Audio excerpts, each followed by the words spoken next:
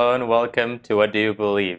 We're happy and excited to have Michael with us. How are you, Michael? Good. How are You're you? good? You ready for the episode?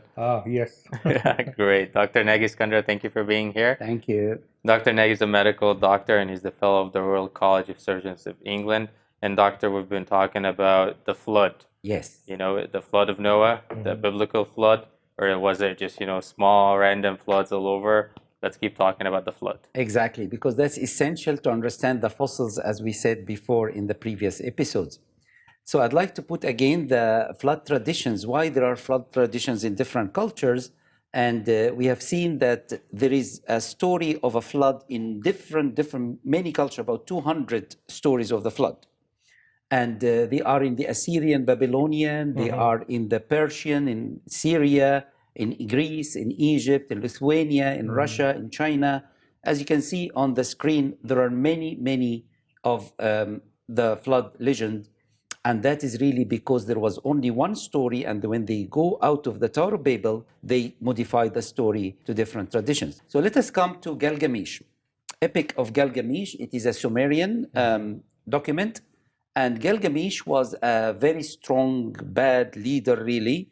And the people started to pray for their god and Unu. And there was a person called Enkidu who came from the forest, and they fought each other, and then they became friends. And in Gilgamesh, he wanted to live eternally. So they said, you have to be awake for 7 days. He couldn't keep the 7 days. So the other alternative was to go down the river and catch special thing from the river. But a serpent came and took that from him. And it goes on and on and on. In Gilgamesh, which is an epic, which was discovered in 1853 or around that date, in the 1800s, early 1800s. And there were 12 stones like this, and 11 of them can be really read. There is a problem with one of them. And it is written in a sort of poem, and it explains the flood. And it speaks about the flood as 1 week of flood. It doesn't speak if it's universal or local. And few people were saved from that flood. And it describes the ark as a cube. And there was this Korean study in 1992. These are engineers who have nothing to do with the Christian faith. They took the dimensions of a cube and dimensions of other models of arc and put it to a computer program and put the waves, high waves up to 30 meters waves, to see if the stability of each structure. And obviously the cube was turned, and it is not viable to keep any sort of descendants to continue the human race or animal or bird race. So that's the document of Gilgamesh. Lots of people say because it's an older document compared to what Moses has written, they believe that Moses was affected by listening or learning about Gilgamesh event. This theory really has many problems, because if Moses really was getting the story from Gilgamesh, the dates are wrong, the length of the flood is wrong, because according to the Bible, 371 days compared to 1 week. The structure of the ark is completely different. So really it is not a resource, a reliable resource to take anything from, because it is incompatible with the operational science. So let me just show you this little film.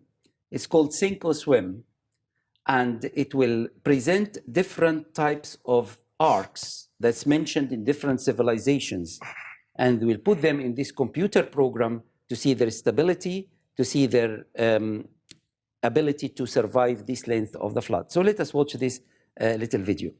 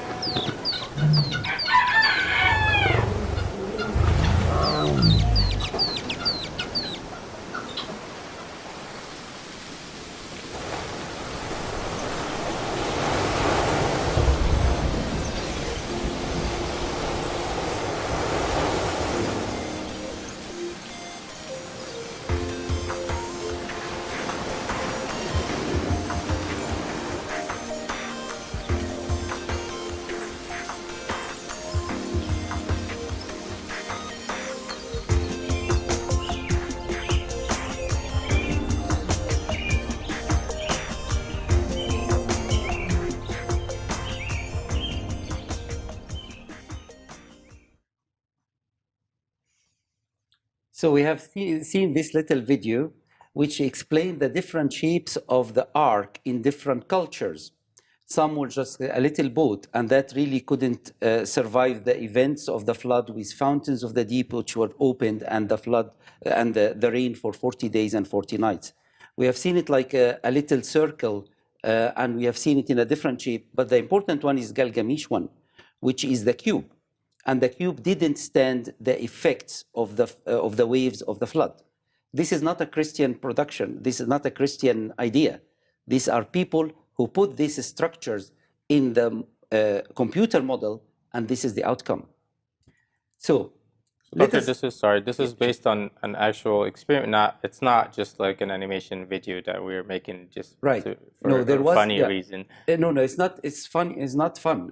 What it is based on is the Korean study of the different shapes of different arcs. So just calculations of like would that withstand a... But this is the conclusion, right? It's the waves that you have seen is not the real waves. Yeah, but the thing is, this is based on information which you can refer to in the Korean study. I have a comment here, please. Sure. In this very point. Sure. I won't do like the poor scientist Korean do, because the Epic of Gilgamesh has to do with the gods, the myth gods. So it's mythology. Yes. But Moses, and I will not say that Moses has taken this story and make it according to their culture. Right. But what I would say is that God used the language of the Mesopotamians, because Israel was close to them, was close to this culture, to let us understand something, to let us understand how bad is the sin. According to the ark that Moses have mentioned, Moses had been taught in Egypt, yes, which was Harvard University in that time. Yeah. And Egyptian was very good in driving in the river and understanding the culture around them. Yeah. So Moses know how to make an ark, a regular ark, or a huge ark, or a huge ship. This is in his knowledge. Right. So this that's a great comment, really. Right. Let us come to the details of what Moses has written about the ark. The ark that Moses described is the one which is stable and is capacious enough to take all the animals. The length of the flood. All this is what we believe as Christians, the God's revelation given through Adam, Noah, and his descendants. I'm Christian as well. I know. I'm just talking about the text here, right? Okay. If you think that this is just a false story, because Gilgamesh is not really, let me just explain that. Okay. Because Gilgamesh is not, it's a myth. It is not really event that you can test it in the operational science. So God will not use something which is mystical or myth to explain truth, because God is a God of truth. If you have this attitude towards the first 11 chapters of Genesis, that means we need to edit the Bible. We need to neglect reading this, because this is just for ordinary people, for common people at the time. And we sometimes think that the early man was primitive. They were not. They were very intelligent. Right. They built the pyramids. They did And this is what I want to say. What is the definition of myth? The definition of myth is according of the development of psychology. Yeah. The old human was really genius, and the myth is that the human looked deep in himself, and he knew that nothing will satisfy him as to know the ultimate God. Good. So this is looking deep inside the man to find out. So God will give them a false story to No, explain not false story. What is it? God took those myths and he added in it to let them understand something. Let me give you an example. When Jesus talked about the poor man and Lazarus. Now, in our churches, we talk about them as if they are real, and we of course we do not think that they were real, and there was a big gap between the heaven and the hell. Okay. So this is my concern. God used stories to let them. Not he didn't lie on them, or he didn't give them any thing to fulfill. Let me just explain something here very important. Sure. When Jesus gives an example, that's an example. But when God speaks about events that happened with dates, so in the year 600, in the second month, on the 17th day, the flood started. and in the year 601, month 2, day 27. This is accurate recording. This is different from understanding the example that the Lord gave about a man with two sons and one went the prodigal son. That's, yeah. So there are different styles of writing in the Bible. There are something which is poems. When you say the mountains clap their hands, the mountains don't have hands and they don't clap their hands, right? So that's a picture of joy. When you come to narrative structure of Genesis 1 to 11, this is events of people. This person had a son and named such and such and lived such and such period. So this is not a narrative. This is not a story. Sorry, this is a narrative. It is not a story. Yes. Adam talked to Eve in a poetic way. The names. Let me just come to that one. Can I just answer this one? Okay, No. Let me answer this one. Yeah, the events of the creation, the only poem is when he saw Eve, but doesn't mean Eve came as a sort of a myth.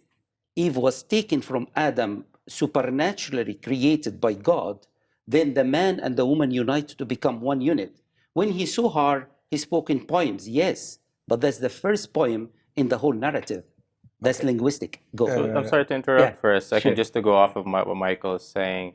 We've touched about that like in different episodes. Yes. Like when we asked, why does it matter? Like, why is it important that we follow, the creation story versus, Yes. the evolution story? Yes. And we talked in general about if there's no explanation, like if evolution can't prove something and then the creation story can't prove something, why does it matter? Why do we even consider the biblical story? If you want to touch on that, because I think that Yes. would clear up a little bit. Why does it matter? Why it's not all fiction, or why is it all fiction? Right. Okay. It depends on the starting point, as we said. In a Christian faith, we believe that the Bible is the inerrant word of God. So we believe it is true. And we believe the facts that's written in the Bible is actual facts happened in history, in time and place. Right? And that applies to the whole Bible, especially to 1 and 11, which is the battleground, if you like. In the evolution starting point is God doesn't exist at all.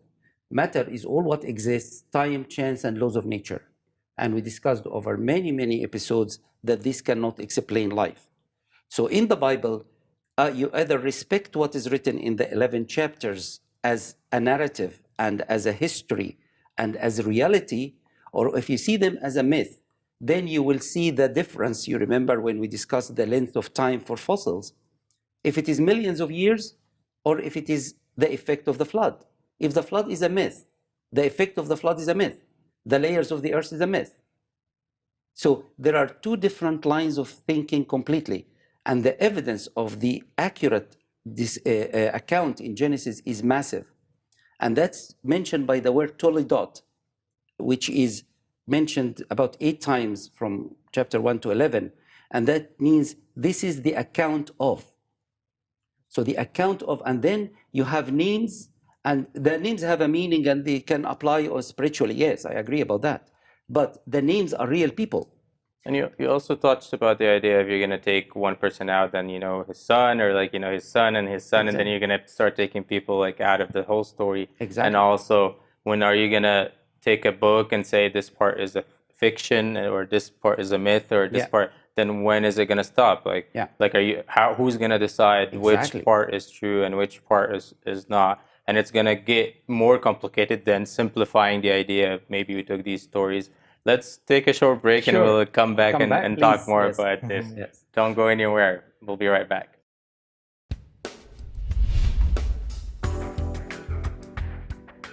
Thank you for tuning in. If you have any questions or comments, or if you'd like a copy of this episode, please call 714-709-4300 or email us at info@alkarmatv.com. You can also visit our website at www.alkarmatv.com.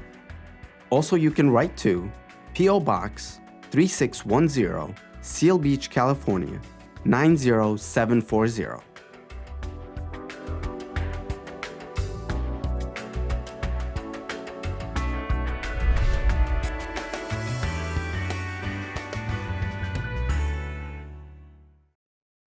Welcome back to What Do You Believe? And we've been talking about the flood.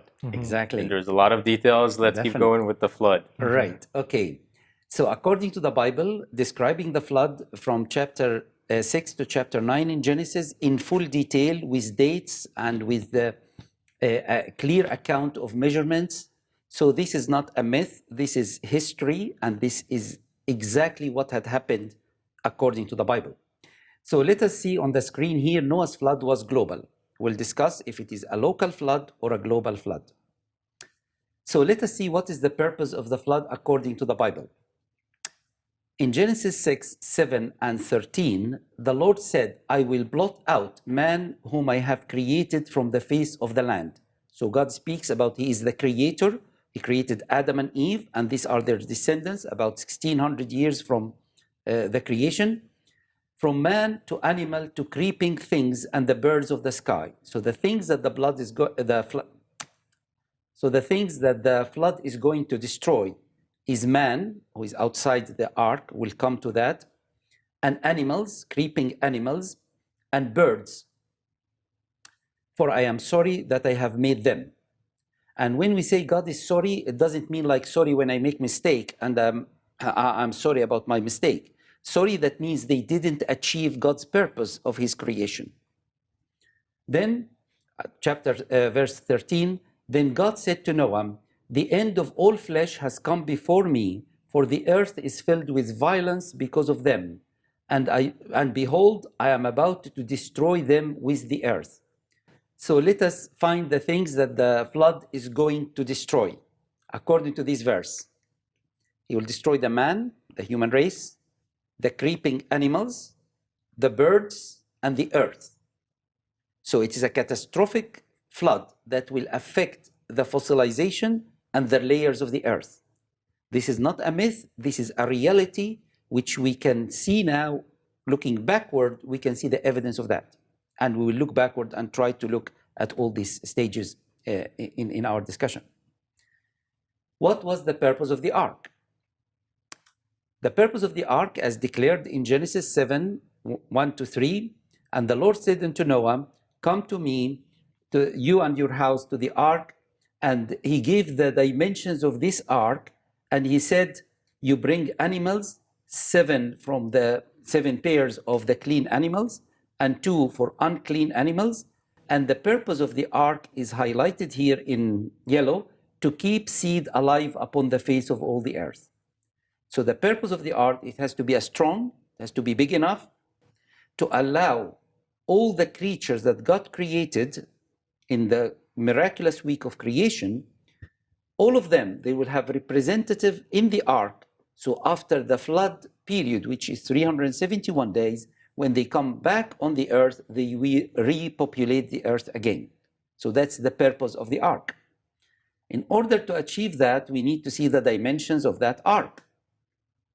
God said to Noah about the type of wood that He's going to use. It's called gopher wood, and we don't know exactly what gopher wood means, but definitely Noah knew what it means.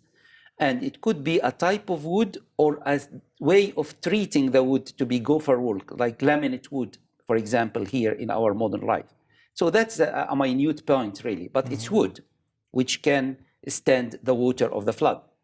And God was very clear that you have to cover it from in and out with pitch. And then that will bring a big question. Pitch is a product of petroleum. So did they have petrol and they managed to analyze it and subtract the pitch? We believe that the pitch is type of glue which was harvested from the trees. So that was the meaning of the word pitch here. Then the dimensions of the ark are essential and very important. He said it is 300 cubit in length, 50 cubit in width, 30 cubits in height. What is a cubit? The cubit is about 48 centimeters. There are 2 types of cubits. One is royal one and one the ordinary one. So between 48 centimeter to 55. So let us say it is half a meter roughly. Okay, just to make it easy. But when they built the replica of Noah's Ark in Cincinnati, they took the smaller size to prove even with the smaller size, it can accommodate all the animals. The 48. Sorry? The 48. The 40? The 48 centimeter. Yeah, they took the 48 instead of the Royal 155. 55. Yeah, so they used the smaller measurements to prove that with the smaller measurements, you can accommodate all the animals. It works, exactly. Right? So let us see the ark on the screen now. 300 cubit, 50 cubit width, and in the height is 30 cubit. And that's very important because the water flooded the high mountains with 15 cubits. So half of it was immersed at some stage during the year of the flood.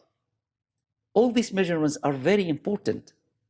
And we sometimes just read these things and just pass over them very quickly. But they are very important to explain the truth of the Word of God and the action of the real flood. This is not a myth, as I said.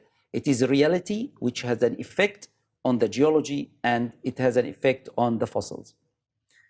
So this is the picture of the ark. Let us just say how big it is. It can take 500 trucks like this because it was 3-story high. We will give a couple of examples to show how big the ark is. That's according to the Bible measures, by the way. Yeah? So it can take 500 trucks of that size. So it's a big, big place.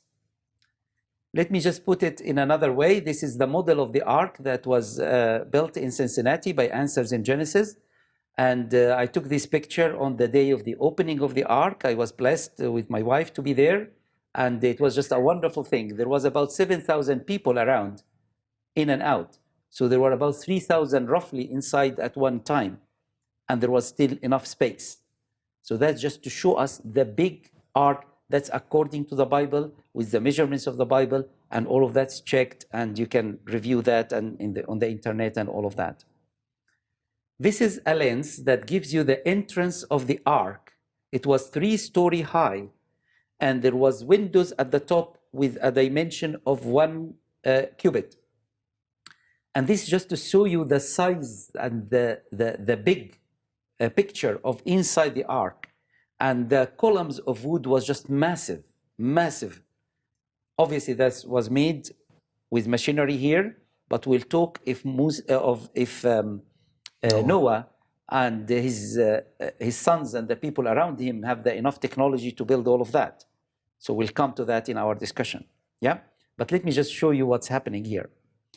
This is the ark compared to a neighborhood.